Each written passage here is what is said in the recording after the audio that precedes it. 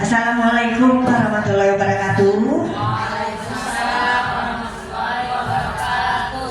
Ya, sebelumnya terima kasih saya ucapkan kepada Bapak Ibu guru hebat yang telah berkumpul hari ini di dalam ruangan kita yang begitu kondusif dan di hari yang berbahagia. Yang saya hormati Bapak Ibu guru hebat sekalian, di sini saya sebagai CGP atau calon guru penggerak angkatan 9 akan memaparkan tentang penyebaran dan pemahaman penerapan budaya positif di sekolah. Sebelumnya saya Herna Andriani SPD dan kali ini berposisi sebagai guru untuk Bapak Ibu sekalian. Oke, sebelum kita mulai pada pembahasan hari ini, coba saya jangan tegang-tegang kali ya wajahnya. Kita boleh tepuk semangat dulu ya, karena biasanya kan tepuk semangatnya untuk murid. Saya mau nih Bapak Ibunya coba tepuk semangat dulu biar kita rileks ya. Tepuk semangat. Semangat, semangat. Iya, jadi Bapak Ibunya juga semangat. Anak muridnya pun jadi senang kalau Bapak Ibu gurunya semangat. Oke, dengan tadi pemaparan saya adalah tentang budaya positif. Kira-kira yang ada di benak Bapak Ibu tentang budaya positif itu apa kira-kira ya? Siapa yang bisa memaparkan? Menurut begitu tadi lihat judulnya budaya positif, yang ada di pikiran Bapak Ibu apa tuh budaya positif? Coba. Ibu Aprilia gimana? Apa tuh kira-kira tentang apa budaya positif?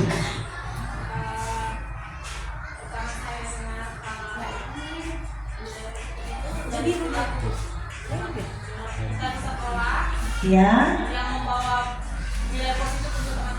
Nah, perilaku kita di sekolah yang membawa nilai positif untuk teman-temannya. Ada lagi nggak yang kira-kira ingin menyampaikan? Begitu dengar kata budaya positif, apa yang ada di pikiran? Ibu Dona, Ibu Rida, apa kira-kira ya Bu? Budaya itu kan kebiasaan. Kebiasaan itu kan menyambut siswa yang masuk dengan salam, iya. Iya, kebiasaan baik. Jadi boleh kita simpulkan bahwa budaya positif itu adalah suatu perilaku yang bernilai baik yang menjadi suatu kebiasaan di lingkungan tertentu. Jadi budaya positif itu segala perbuatan-perbuatan baik yang sudah menjadi suatu kebiasaan. Oke, kita lanjut lagi tentang budaya positif.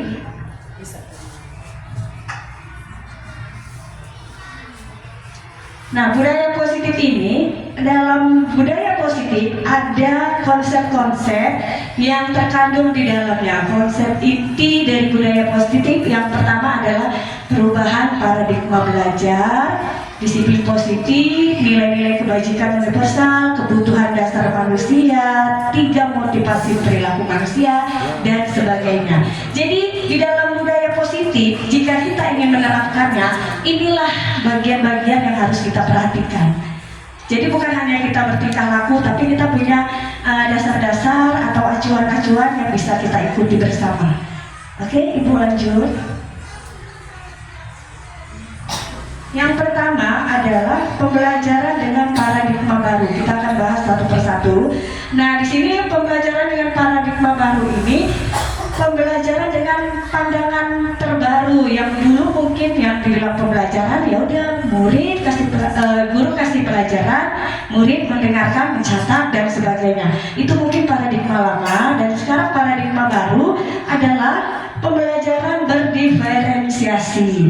Nah, di sini untuk menyampaikan pembelajaran, guru itu tidak boleh egois. Artinya tidak boleh egois, kita tidak boleh memberi pembelajaran, kamu kerjakan ini, mau dia bisa atau tidak bisa, pokoknya harus dikerjakan. Nanti dinilai konten 10 atau konten berapa, itulah hasilnya. Nah, sekarang tidak bisa lagi seperti itu.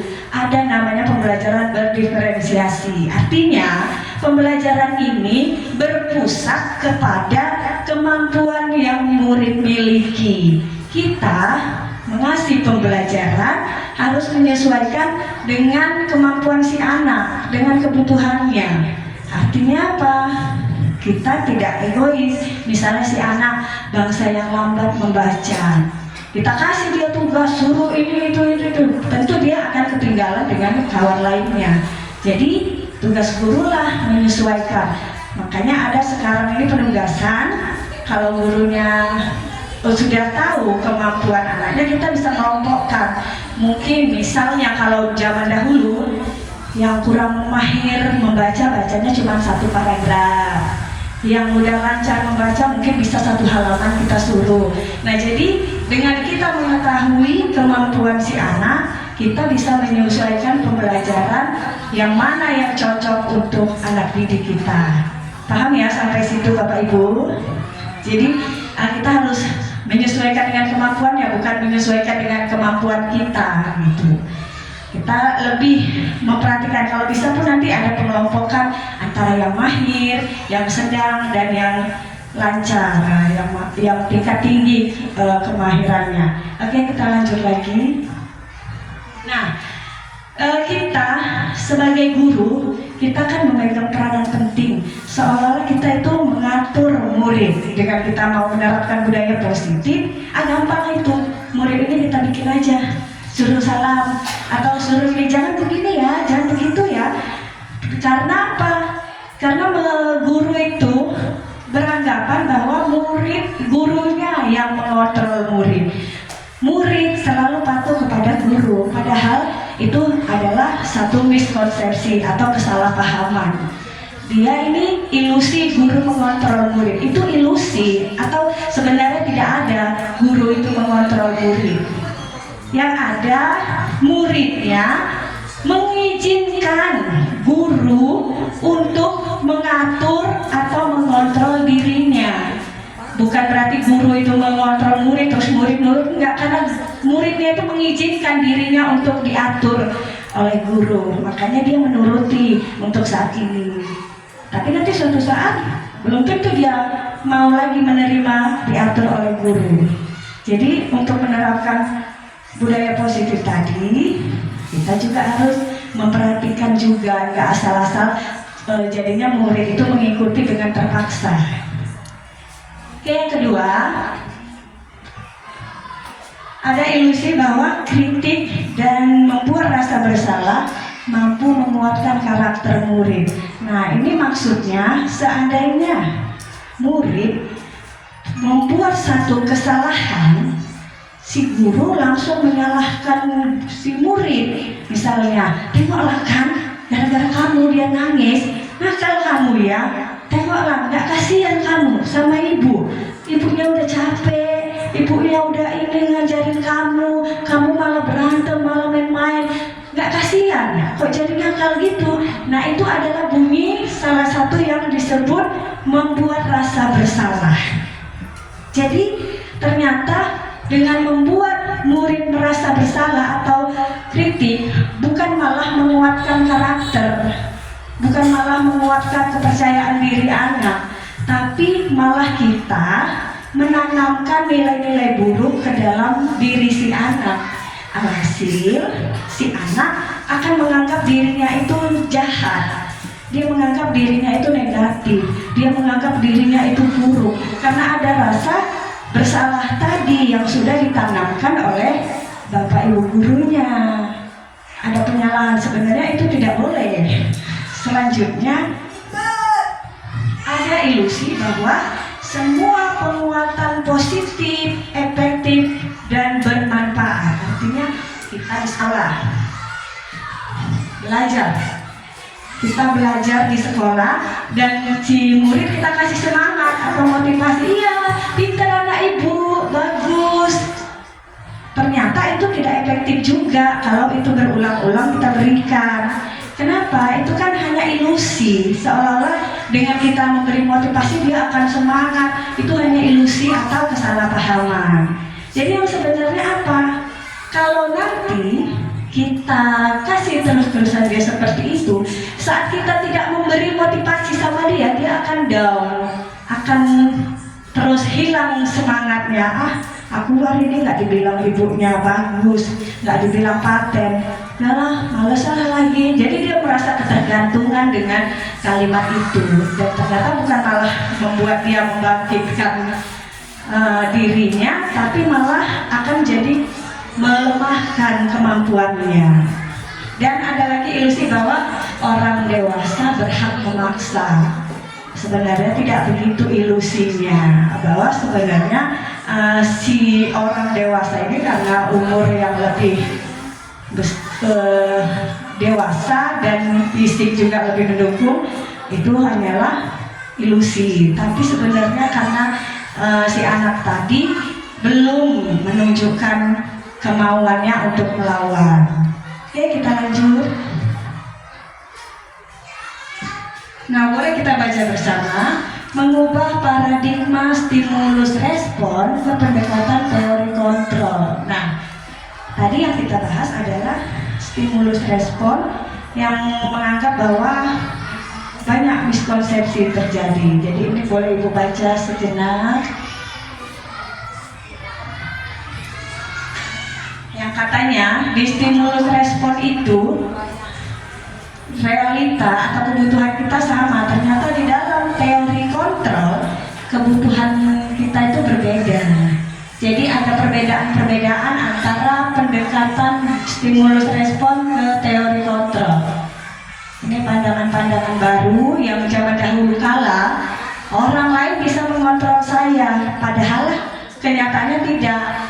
Tapi hanya Anda yang bisa mengontrol diri Anda sendiri, bukan orang lain, ya. Itu adalah paradigma stimulus yang mau kita hilangkan dan kita ubah menjadi pendekatan teori kontrol. Oke, kita lanjut. Sampai di sini ibu-ibu menyimak ya, kira-kira yang saya sampaikan. Selanjutnya ada, dari budaya positif dia akan mengarah kepada disiplin positif. Nah, apa itu disiplin? Itu berasal dari bahasa Latin yang artinya latihan atau pendidikan kesopanan. Jadi kalau disiplin positif, inilah dia cara menerapkan sikap disiplin yang bertujuan. Oke, boleh dibacakan Ibu Anggi disiplin positif itu. Disiplin positif itu adalah cara menerapkan sikap disiplin yang bertujuan untuk menumbuhkan kesadaran serta memperdayakan anak mandiri melakukan sesuatu tanpa iming-iming, hukuman, sogokan, ancaman, maupun hadiah. Oke, terima kasih Ibu Anggi. Nah, di situ kira-kira paham nggak dengan maknanya disiplin positif? Sampai di situ paham nggak? Mengarah nggak? Dapat nggak? Gitu tentang disiplin positif. Nah, artinya disiplin positif itu si anak ataupun gak usah si anak, kita semua menjalankan satu sikap yang disiplin, tapi tujuannya itu bukan karena takut dihukum ataupun dia menjalankan disiplin nanti kena tegur, nanti ekinnya berkurang. Nggak begitu juga. Jadi kalau disiplin positif itu dia menjalankan disiplin itu tanpa adanya embel-embel atau imbalan, misalnya dan melakukan sesuatu tanpa iming-iming. Walaupun gak ada iming-iming, misalnya kamu nanti naik pangkat atau gajimu nanti bertambah, jadi harus disiplin. Enggak. Jadi bukan karena alasan-alasan itu. Jadi disiplin positif itu dilakukan dengan upaya atau kemauan diri sendiri yang termotivasi dari dalam diri. Bukan karena adanya hukuman baru dia menjalankan, atau adanya sogokan baru dia mau, atau di ancaman ataupun hadiah. Jadi mereka melakukan sikap disiplin itu dengan sukarela atau rela hati tanpa ada paksaan atau apapun jenisnya. Oke, kita lanjut. Nah, ada di dalam budaya positif itu nilai-nilai kebajikan universal. Artinya nilai-nilai kebajikan itu nilai yang dianggap baik dan diakui oleh seluruh dunia. Semua mengakui bahwa itu adalah nilai yang baik. Makanya disebut nilai kebajikan universal. Dimanapun diakui bahwa itu adalah nilai kebaikan. Apa contohnya? Nah, ada keadilan. Keadilan ini bukan hanya di Indonesia yang ada, di seluruh dunia juga ada yang namanya keadilan. Jadi itu satu kebaikan yang sudah diakui internasional semuanya. Kesetiaan, kebenaran, belas kasihan, kejujuran, toleransi, tanggung jawab, dan masih banyak lagi. Ini adalah satu contoh kecil yang saya berikan di sini. Ini adalah kebajikan universal yang kita terapkan di lingkungan maupun di tempat kerja atau di mana saja. Ini kalau bisa tetap diterapkan untuk menciptakan budaya positif tadi. Oke, lanjut. Nah, untuk melakukan budaya positif, biasanya ada 3 motivasi perilaku manusia. Nah, tapi dalam budaya positif ini kita harus mengetahui dulu anak itu atau kitanya menjalankan budaya positif apakah karena ada 3 motivasi perilaku manusia ini. Berarti yang pertama, biasanya nih orang melakukan satu aturan, menjalankan aturan karena ada 3 motivasi ini. Yang pertama, untuk menghindari ketidaknyamanan atau hukuman, itulah karena takut dihukum misalnya, atau karena ingin mendapatkan imbalan atau penghargaan, dan selanjutnya karena untuk menjadi orang yang mereka inginkan dan menghargai diri sendiri dengan nilai-nilai yang mereka percaya. Nah, dari ketiga motivasi perilaku manusia ini, di nomor berapakah Bapak dan Ibu? Artinya melakukan aturan atau melakukan kegiatan itu, menjalankan satu tugas, apa dengan nomor 1 atau nomor 2 atau nomor 3. Jadi itu jawab di hati masing-masing saja ya. Kita hanya memaparkan. Inilah kira-kira referensi untuk diri kita sendiri dan nantinya kita terapkan di sekolah. Oke, selanjutnya.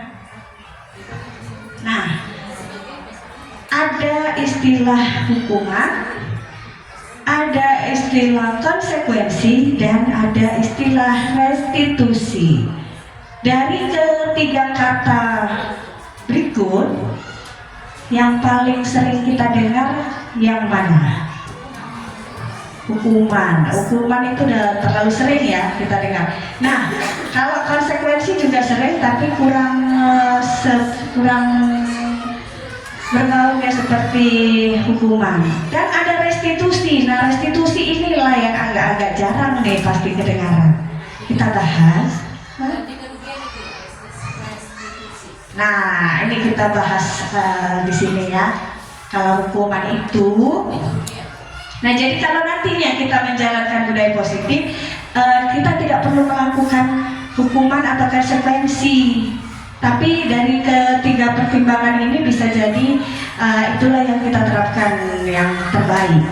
Ada hukuman. Hukuman itu bersifat tidak terencana atau tiba-tiba. Jadi anak itu nggak tahu kira-kira kalau dia nanti bikin salah apa hukumannya. Tidak ada dikasih tahu. Pokoknya tahu-tahu terlambat, ayo baris. Atau dimarahin, dicubit. Nah, dia tidak tahu sebelumnya bahwa dia akan dihukum dengan jenis hukuman seperti itu. Itulah hukuman yang dia secara tiba-tiba, tidak terencana. Begitu dia buat kesalahan, langsung masuk hukumannya. Nah, beda dengan konsekuensi. Kalau konsekuensi itu dia sudah ada terencana dan sudah disepakati. Misalnya si murid terlambat. Nah, kalau terlambat kamu tidak boleh masuk dulu ya. Nah, jadi dia udah tahu resikonya apa. Kalau nanti dia terlambat, oh berarti aku nggak boleh masuk. Itu namanya konsekuensi. Atau kita ulang lagi. Konsekuensi itu misalnya sampai batas sampai 3 kali. Kalau nanti sampai 3 kali terlambat, nanti hukumannya ini. Nah, itu udah direncanakan dan si anak sudah tahu. Jadi dia siap menerima diberikan karena sudah ada namanya konsekuensi. Oke, sebelum kita lanjut lagi dengan restitusi, coba kita tepuk semangatnya, diulangi lagi Bapak Ibu, karena jamnya udah jam-jam yang gimana gitu ya. Oke, bisa tepuk semangat. Semangat. Kayaknya masih nanggung es breakingnya ya. Sekali lagi ya, kita bikin yang buka tutup bertepuk tangan gitu ya. Bolehlah berdiri sedikit untuk merelakskan karena udah agak ada yang gitu. Oke ya, tangannya semua. Satu, masih ingat kan? Oke, ingat lah. Duduk dulu kok. 1, 2, 3 ya. Buka tutup bertepuk tangan. Buka tutup tepuk tangan lagi. Digulung-gulung sambil tersenyum. Digulung-gulung sambil tertawa. Oke, ketawanya masih gitu ya. Nanti belum ketawa yang lepas. Gimana Ibu, udah ngecas lagi kira-kira? Nah, kita lanjut lagi boleh? Oke, kita lanjut ya. Sekarang di slide berikutnya Ibu Ayu. Kita bahas tentang restitusi. Nah, ini dia yang jarang sekali kedengaran adalah restitusi. Nah, restitusi itu adalah proses menciptakan kondisi bagi murid untuk memperbaiki kesalahan mereka. Artinya dia tidak ada hukuman, dia tidak ada konsekuensi, tapi kita adalah restitusi. Kita beri dia kesadaran bahwa dia itu sudah melanggar hal-hal yang dilarang. Jadi nggak ada langsung hukuman, tapi dia berusaha untuk memperbaikinya, untuk menjalankan hukuman itu dengan memperbaiki kesalahannya. Jadi kita bacakan, coba dibacakan dulu Ibu Usna tentang restitusi biar lebih jelas. Restitusi adalah proses menciptakan kondisi bagi murid untuk memperbaiki kesalahan mereka, sehingga mereka bisa kembali pada kelompok mereka dengan karakter yang lebih kuat.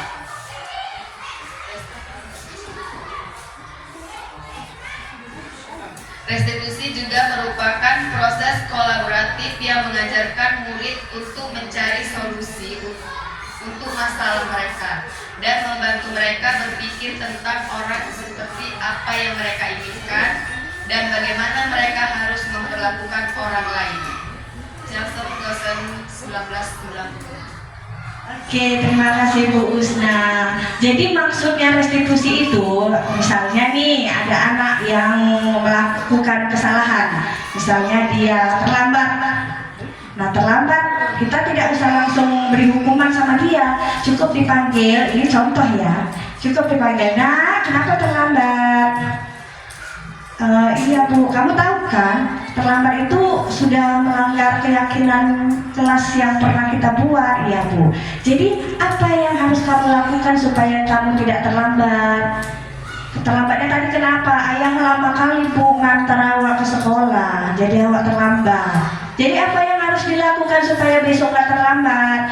Pasti dia akan memikirkan sendiri, kayak mana ya aku ya. Bukan kita langsung kasih hukuman, tapi restitusi. Dengan hukuman itu kita membuat dia menyadarkan diri, memperbaiki kesalahan diri. Oh iya Bu, besok saya suruhlah ayah awak cepat bangunnya, biar cepat ngantar ke sekolah. Nah, dia menyelesaikan sendiri masalahnya tanpa ada hukuman, tanpa ada konsekuensi, dan dia pun tidak akan merasa dirinya bersalah sehingga dia tidak punya keberanian ataupun motivasi untuk berbaur lagi dengan kawan-kawannya. Jadi dengan kita kasih restitusi, dia akan membuat dirinya semakin kuat karakternya di teman-temannya, karena dia sudah punya jalan keluar untuk satu kesalahan dia. Oke, selanjutnya. Nah, jadi ini adalah hal-hal yang sering kita dengar tapi ada efek atau dampaknya bagi kita. Kita sering di dalam budaya positif, kita juga sering memberi penghargaan, tapi ternyata penghargaan yang sering diterima malah menjadi hukuman bagi kita. Nah, hukumannya apa? Yang pertama, jika kita banyak menerima atau memberi penghargaan kepada orang, dia akan berpengaruh pada jangka pendek dan jangka panjang. Jangka pendeknya itu misalnya kalau dia itu melakukan sesuatu itu karena ada penghargaan. Jadi kalau udah nggak ada penghargaan, ya udah selesai, wassalam gitu kan. Dan ada lagi penghargaan itu tidak efektif. Artinya apa? Karena dia berusaha untuk bagus karena ada penghargaan tadi. Tapi kalau nggak ada penghargaan, ya udah biasa-biasa aja. Ngapain mesti bagus-bagus sekali gitu. Dan penghargaan juga dapat merusak hubungan. Nah, ini yang sering kita alami mungkin ya. Penghargaan merusak hubungan. Artinya apa? Misalnya nih si anak, misalnya namanya si Ayu. Nah, si Ayu ini sering nih dapat penghargaan yang misalnya guru terkreatif atau guru idola di sekolah, dan ternyata guru yang lain atau anak yang lain tuh pada nggak suka lihatnya, si dia aja yang dapat. Kalau setelah aku main sama dia lagi atau makin dijauhi, nggak usah lah gini, terlalu menonjol. Nah, itulah yang namanya penghargaan ternyata dapat merusak hubungan. Jadi kita mau menciptakan budaya positif, itulah yang harus kita pikirkan ke depannya. Dan penghargaan mengurangi ketepatan, karena dia memburu satu penghargaan sehingga dia membuatnya itu jadi kurang maksimal karena ada yang dikejarnya, atau kayak dia mau lomba nyanyi, mau bagus-bagus aku, alhasil bukan malah bagus. Ada ketidaktepatan karena ada yang motivasi utama dia karena mau hadiah, karena mau penghargaan, bukan karena kemampuannya. Dan penghargaan juga dapat menurunkan kualitas, seperti yang tadi, karena mau bagus mau apa malah jadinya nggak bagus. Dan penghargaan dapat mematikan kreativitas. Penghargaan juga bisa menghukum. Artinya apa? Kenapa menghukum? Karena dia selalu sering mendapat penghargaan, jadi dia harus berusaha, aku udah dianggap mampu ini sama si ibu guru, aku harus bisa, kayak mana lah caranya ya. Dia akan mencari lagi, jadi kan merasa dirinya itu diberi hukuman. Kalau nggak bagus nanti akan ada konsekuensinya. Jadi ada beban bagi seseorang itu untuk menjalankan satu amanah. Karena ada penghargaan tadi, harus selalu lah yang buat yang baik-baik. Kalau nggak nanti jadi jelek, aku yang malu. Itulah namanya hukuman. Penghargaan malah dapat menghukum diri sendiri. Oke, selanjutnya. Nah, di dalam menjalankan budaya positif di sekolah, di kelas, ada posisi kontrol guru. Kita mau pilih yang mana nanti nih untuk menerapkannya di kelas terutama. Ada posisi kontrol itu sebagai penghukum. Misalnya si Bu Dona, dia datang ke sekolah, ada murid yang bandel, ya udah langsung, kamu kenapa kamu ribut-ribut, berdiri di kelas, berdirilah sana. Jadi guru itu yang ada di benak murid adalah menghukum, selalu menghukum. Jadi nanti kalau salah dihukum. Itu ada posisi kontrol guru. Yang kedua lagi ada sebagai pembuat orang merasa bersalah. Nah, guru ini sering juga nih membuat murid itu merasa bersalah. Misalnya, nah kamu nggak boleh gitu ya nak ya. Tengok kan jadi nangis kawannya kan, kamu apain kan? Coba tadi gara-gara dia tengok jadi luka. Kayak mana kamu ini? Nah, di situ murid kurang percaya diri. Itu memang terjadi selama ini sama kita, dan kita mau posisi mana? Ada lagi posisi monitor atau pemantau.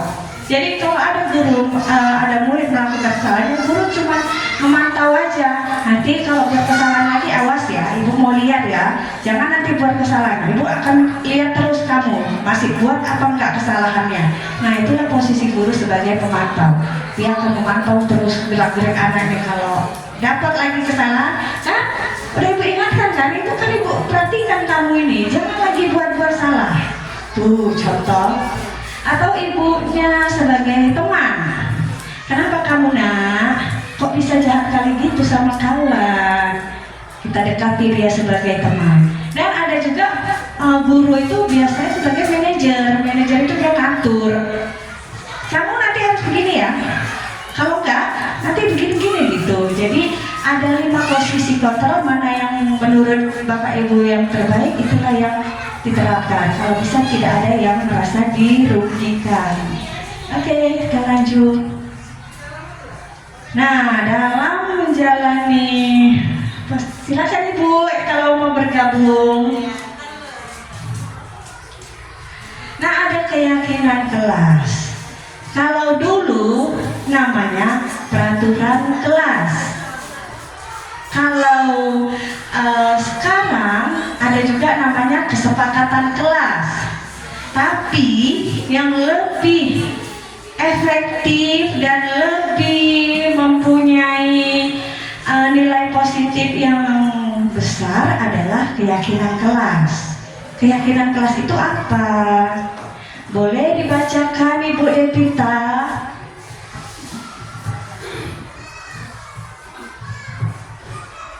Suatu keyakinan akan lebih memotivasi seseorang dari dalam atau memotivasi secara intrinsik. Seseorang akan lebih tergerak dan bersemangat untuk menjalankan keyakinannya daripada hanya sekedar mengikuti serangkaian peraturan. Murid-murid pun demikian, mereka perlu mendengarkan dan mendalami tentang suatu keyakinan daripada hanya mendengarkan peraturan-peraturan yang mengatur mereka harus berlaku begini atau begitu. Ya, itu keyakinan kelas ya, yang biasanya di setiap kelas ada itu dibuat, tapi biasanya itu peraturan kelas, kesepakatan kelas. Nah ini bolehlah nanti kita rubah ya menjadi keyakinan kelas. Artinya apa? Peraturan itu dibuat berdasarkan keinginan dari murid-muridnya, kemauan dari dalam diri si anak. Jadi tidak ada rasa terpaksa sama anak untuk menjalankannya. Dan kegiatan atau isinya itu dia mengandung unsur-unsur yang positif tanpa memberatkan, kan disesuaikan dengan keadaan siswanya. Oke, kita lanjut. Nah, pembentukan keyakinan kelas yang pertama, saat nanti Bapak Ibu mau membuat keyakinan kelasnya. Keyakinan kelas itu harus bersifat lebih abstrak daripada peraturan. Artinya dia nggak nampak kalau itu dia mengatur, kayak seperti gambaran aja. Abstrak itu tidak terlihat nyata, tapi dia sudah secara tak langsung sudah mengatur siswa itu. Dan kemudian dia lebih rinci dan lebih konkret. Selanjutnya keyakinan kelas berupa pernyataan-pernyataan universal. Artinya pernyataan misalnya mengerjakan tugas piket, bolehlah kita ganti, bergotong royong, melaksanakan kebersihan di kelas. Nah itu dia bunyinya, padahal kita mau nyuruh dia membersihkan kelas, tapi kita ganti kalimatnya menjadi yang lebih baik lagi. Dan pernyataan keyakinan kelas senantiasa dibuat dalam bentuk yang positif. Keyakinan kelas hendaknya tidak terlalu banyak. Nah jangan sampai 15, 20. Jadi bingung nanti si anak itu mau mengingatnya. Karena apa, terlalu banyak, panjang-panjang lagi. Jadi buatlah yang ringkas, padat, dan tidak bertele-tele. Gitu. Kemudian keyakinan kelas sebaiknya sesuatu yang dapat diterapkan di lingkungan tersebut. Jangan misalnya keyakinan kelasnya setiap hari Jumat kita harus bawa jus untuk diminum bersama biar kamu sehat. Ternyata nggak semuanya bisa membawa jus. Ada yang orang tuanya mungkin nggak pernah atau kurang uangnya untuk beli buah-buahan. Jadi kan itu memberatkan beberapa siswa. Jadi kalau bisa dia bisa dijalankan semua. Selanjutnya semua warga kelas hendaknya ikut berkontribusi. Jadi jangan cuma muridnya aja yang mematuhi keyakinan kelas, gurunya juga. Misalnya, nah jangan makan di kelas ya, gurunya makan di kelas. Nampak muridnya, itu tidak efektif juga. Jadi kalau memang sudah buat keyakinan kelas, itu dijalankan oleh seluruhnya. Jangan nanggung-nanggung, jangan cuma muridnya aja yang kita minta, tapi gurunya malah mencontohkan yang tidak sesuai. Jadi harus sama-sama dilakukan. Gitu ya Bapak Ibu. Dan selanjutnya bersedia kembali meninjau keyakinan kelas dari waktu ke waktu. Artinya apa?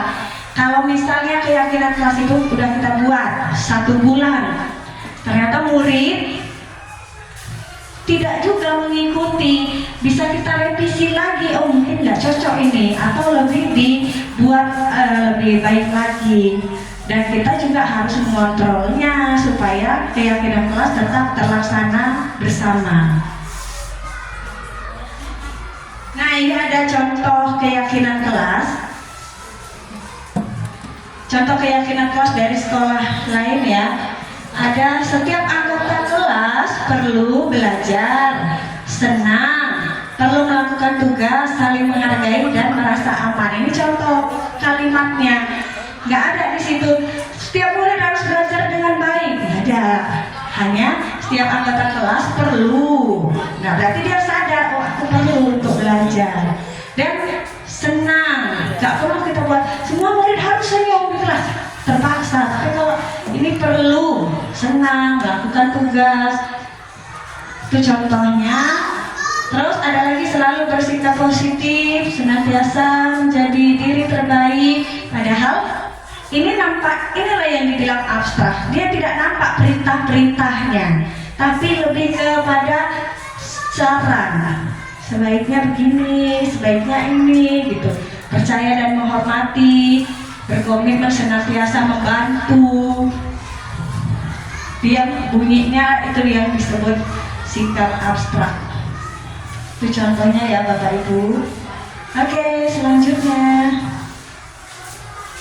Nah, ada segitiga restitusi. Biasanya segitiga restitusi ini dijalankan untuk memperbaiki kesalahan yang telah dilakukan siswa. Jadi segitiga restitusi itu dimulai dengan validasi tindakan yang salah, menanyakan keyakinan dan menstabilkan identitas. Coba dibalik Nah langkah-langkahnya itu pertama menstabilkan identitas, validasi tindakan yang salah, menanyakan keyakinan. Jadi misalnya nih ada anak murid berantem, tumpuk-tumpukan sampai tarik-tarikan, bajunya koyak, baju si anak. Nah jadi dibawalah si anak tadi ke ruang kepala sekolahnya. Ditanya kenapa kok berantem? Iya bu, tadi dia ngejek-ngejekin saya, jadi keren saya tarik bajunya, lepas kancing bajunya. Jadi yang si ini tadi, jadi kayak mana? Bukan kita sudah damai kalian, salaman, udah jangan berantem lagi ya. Nggak cukup hanya begitu. Kita cari solusi untuk mereka berdua, bukan harus kamu ya. Tidak ada saling menyalahkan. Kita stabilkan dulu identitasnya. Kita tanyakan apa alasannya. Baru yang satu lagi kenapa kamu rela bajunya koyak, bajunya enggak lah bu, nanti aku dimarahin sama mamaku di rumah. Ternyata si anak lebih takut sama mamanya di rumah daripada harus minta maaf sama kawannya. Jadi si kawannya bajunya koyak belum memaafkan. Jadi gimana caranya supaya kamu mau memaafkan dia yang udah koyakin bajumu? Dikancing, dijahit lagi lah bu baju saya, nanti baju saya koyak malah saya marah.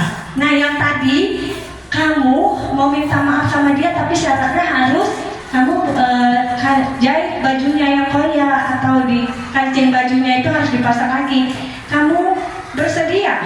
Bersedia katanya. Gimana caranya? Saya lem aja bu.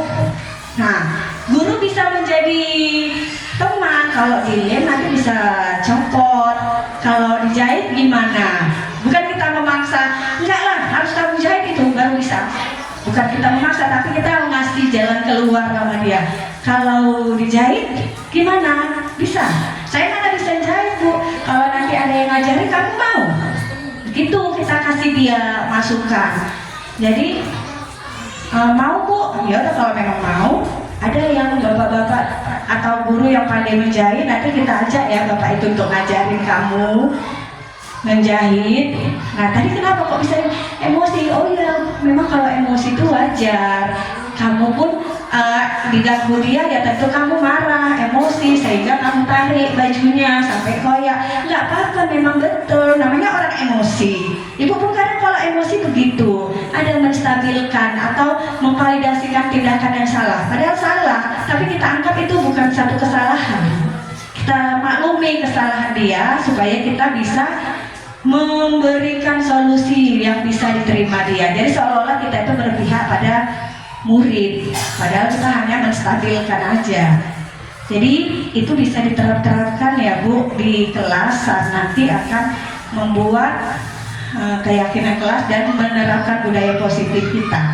Selanjutnya demikianlah pemaparan dari saya tentang budaya positif di sekolah yang nanti akan kita terapkan bersama. Terima kasih atas waktunya, dan yang ingin bertanya atau merasa kurang jelas boleh dipertanyakan, karena nantinya akan kita terapkan ini di sekolah. Apa aja budaya-budaya positif yang mau kita bagi gitu. Ada yang ingin bertanya Bapak Ibu?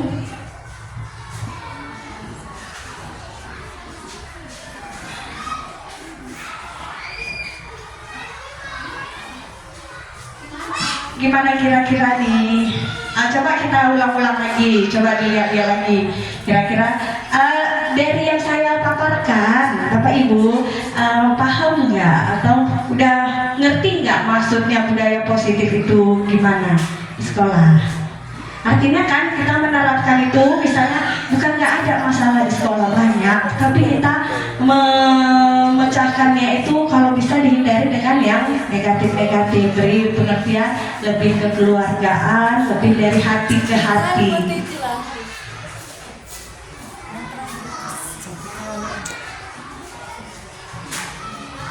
Oke, mungkin Bapak Ibunya agak sedikit lupa dengan materi. Kita ingat-ingatkan lagi mana yang kira-kira masih mengganjal atau kurang paham di bagian mananya.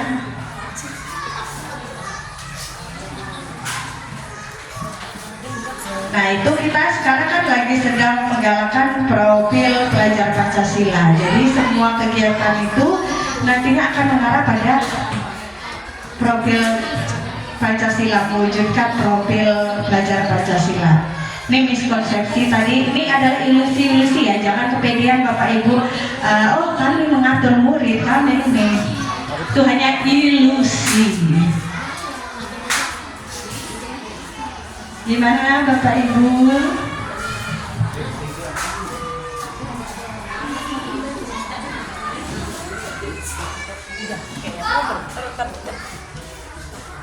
Gimana kira-kira paham ya, mengerti ya?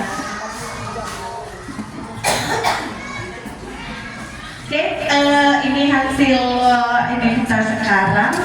Coba kita mau ice briefing lagi ya sebelum kita tutup hari ini.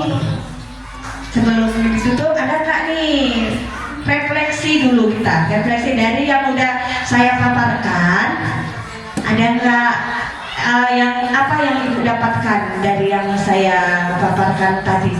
Boleh dikasih tahu dari hasil pemaparan kita hari ini. Ibu Jihan, coba Ibu Jihan, dari yang udah saya terangkan tadi, apa yang menarik menurut Ibu? Assalamualaikum warahmatullahi wabarakatuh. Menurut saya yang menarik dari penjelasan Ibu tadi tentang keyakinan kelasnya Bu. Kan biasa kalau di kelas kita buatnya peraturan kelas gitu, dan buatnya itu poinnya itu banyak-banyak Bu. Enggak seperti yang Ibu jelaskan tadi, dia hanya menjelaskan bagian pentingnya aja dan dia tidak terlalu menonjol ke peraturannya. Ini lebih kayak mengajarkan supaya kita melakukan sesuatu itu harus seperti itu, Bu. Iya, perilakunya, Bu. Jadi dia tidak begitu peraturannya, Bu. Dan itu memang seharusnya emang perlu kita buat, Bu, di setiap kelas.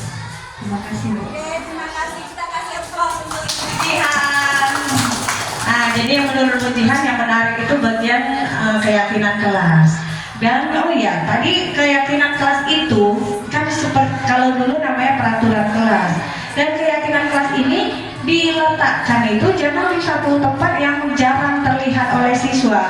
Kalau bisa yang gampang terlihat, terus modelnya menarik, dan kalimat-kalimatnya juga jangan terlalu banyak supaya siswa itu ingat dan gampang melaksanakannya. Jadi itu ya. Kira-kira ada lagi kalau dari Ibu Ayu Budi. Nah, apa refleksi kita hari ini dari yang sudah sampaikan? Apa menurut Ibu yang masih ragu atau yang menarik, boleh dipaparkan. Assalamualaikum warahmatullahi wabarakatuh. Dari pertemuan kita hari ini, yang paling berkesan menurut saya adalah di bagian yang didukung oleh penghargaan. Nah, itu yang paling mengena. Jadi di sini mau berbuat baik pun serba salah, tidak berbuat baik pun jadi serba salah, Bu. Itu dia. Kalau misalnya berbuat baik, niatnya baik, toh ujung-ujungnya nanti salah juga. Apa tuh, Bu? Iya, kita tidak tahu siapa, yang pasti ada saja yang menilai ini sok berbuat baik. Gitu kira-kira, Bu. Iya, terima kasih Ibu Ayu Budiarti.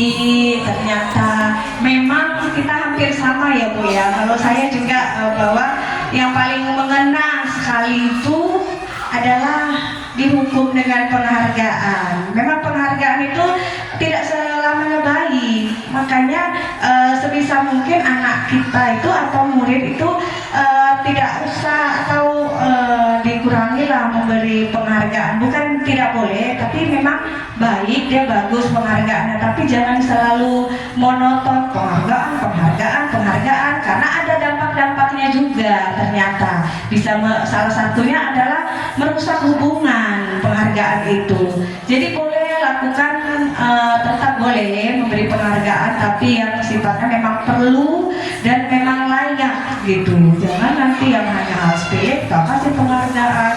Makanya berbeda paradigma yang dahulu dengan paradigma yang sekarang. Itulah yang harus kita sesuaikan. Jadi kita jangan mengikuti paradigma yang lama yang sudah, sementara zaman sekarang kan terus berubah. Udah nggak zamannya lagi tuh murid harus begini, harus begitu, dan guru juga harus capek dengan menerangkan.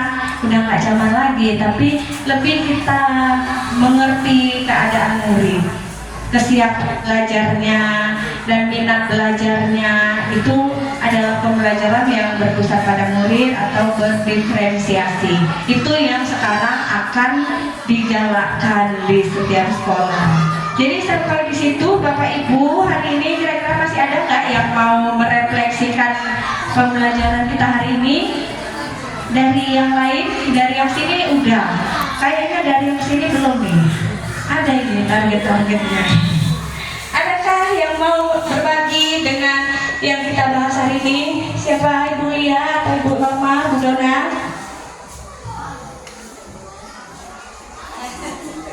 Ibu Dona ini kayaknya, kan mau calon CGP nih kayaknya.